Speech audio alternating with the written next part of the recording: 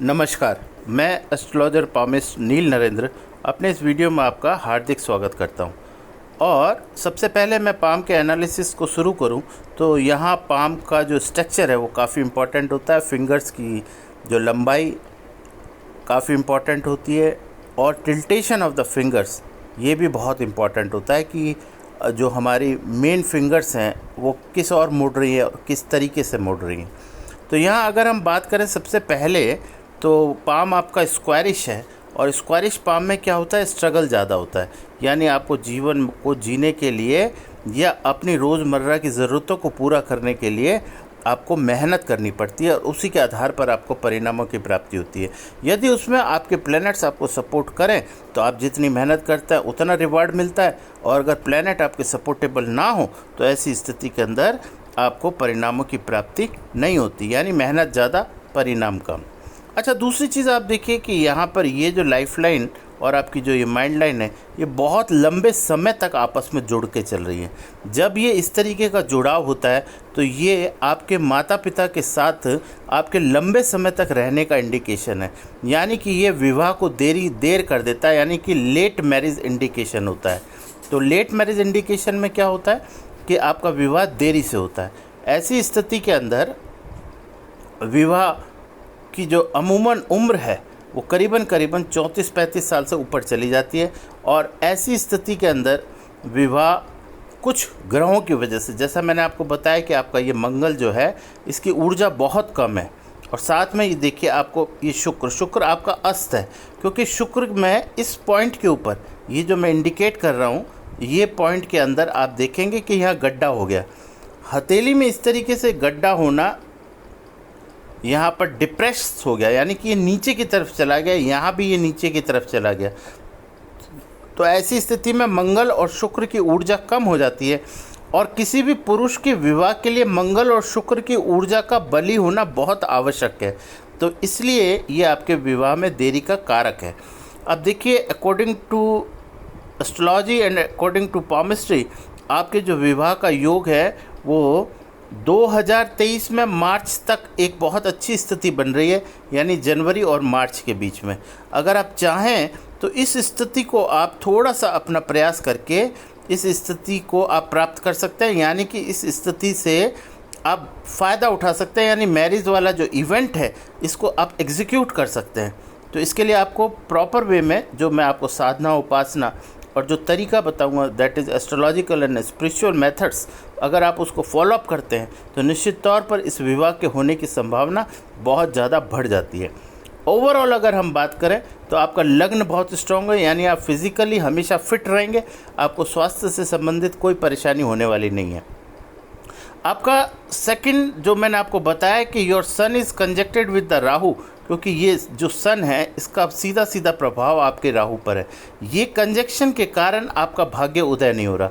हालांकि अगर आप देखें तो आपकी लाइफ लाइन के ऊपर किसी भी तरह का कोई क्रिस एंड क्रॉस नहीं है, यानी कोई राहु रेखा नहीं है, और केवल मात्र जो राहु ने सन को और राहु ने शुक्र को और राहु ने मंगल को और राहु ने शनि को, इन सब प्लैनेट्स को जो है इस प्लैनेट एकमात्र प्लैनेट ने अपने कंट्रोल में किया हुआ है।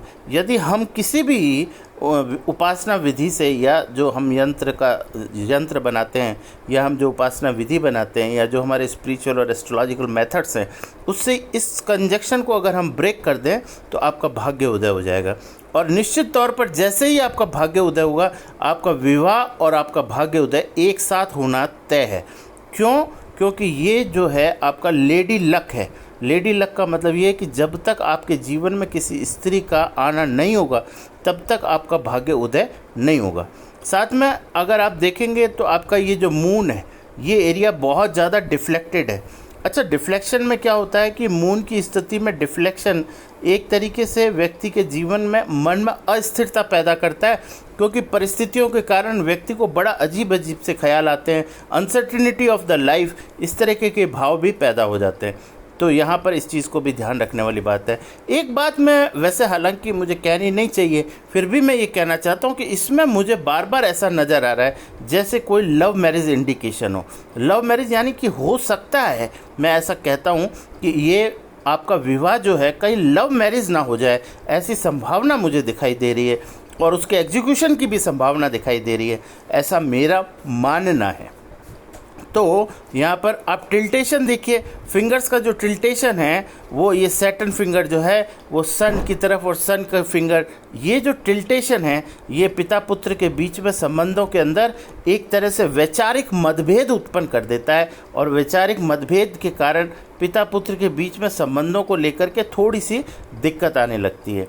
उसके बाद बृहस्पति, मैंने आपको बताया कि बहुत सप्रेस्ड कंडीशन में आपका बुध अच्छी स्थिति में है, लेकिन ये जो बृहस्पति का सप्रेस्ड हो जाना इस बात का इंडिकेशन है कि बृहस्पति के जो गुण हैं वो आपको प्राप्त नहीं हो रहे। बृहस्पति का गुण क्या है?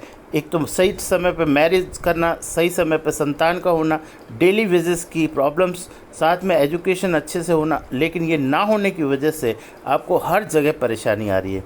सैटर्न क्योंकि आपके विवाह का लॉर्ड का स्वामी है, हाउस का स्वामी है, और सैटर्न की जो स्थिति है वो ठीक नहीं है, यानी सैटर्न अपनी राशिगत स्थिति के हिसाब से ठीक ना होने की वजह से सैटर्न अपने परिणामों में ज़रूरत से ज़्यादा देरी कर रहा है और यही इसका कारक है। तो यहाँ पर कुल मिलाकर के अगर हम बात को कंक्लूड करें तो कंक्लूज़न ये है कि राहु मात्र की एक उपासना या राहु मात्र की अगर हम एक विधिवत प्रार्थना या उपासना करें तो आप संपूर्ण कष्टों से मुक्ति पा सकते हैं, ऐसा मेरा आपको कहना है। मैं अपने प्रभु, अपने इष्ट, अपने माता पिता की कृपा से ये बात आपको कहता हूँ कि अगर आप मेरे कहे अनुसार जो कार्य हैं उनको करते हैं तो निश्चित तौर पर आप इन सब परेशानियों से बाहर आ सकते हैं। Thank you very much. Radhe Radhe. अगर कोई प्रश्न हो तो आप मुझसे पूछ सकते हैं। और कुल मिलाकर के अगर हम बात करें, मैंने जैसा पहले भी बताया कि पैसा, भाग्य, ये सब इस हाथ का बहुत पॉजिटिव हिस्सा है, लेकिन केवल ये ब्रेक होने भर की देरी है। जैसे ही ये ब्रेक होगा सारी पॉजिटिविटीज़ बाहर आएंगी और एकदम से व्यक्ति का भाग्य उदय हो जाएगा।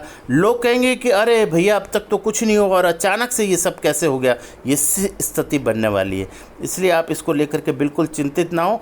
जैसा मैं कहता हूँ अगर आप ऐसा करेंगे तो निश्चित तौर पर आपको आपके जीवन में मंगलमय और कल्याणकारी परिवर्तन होंगे। Thank you very much. Radhe Radhe.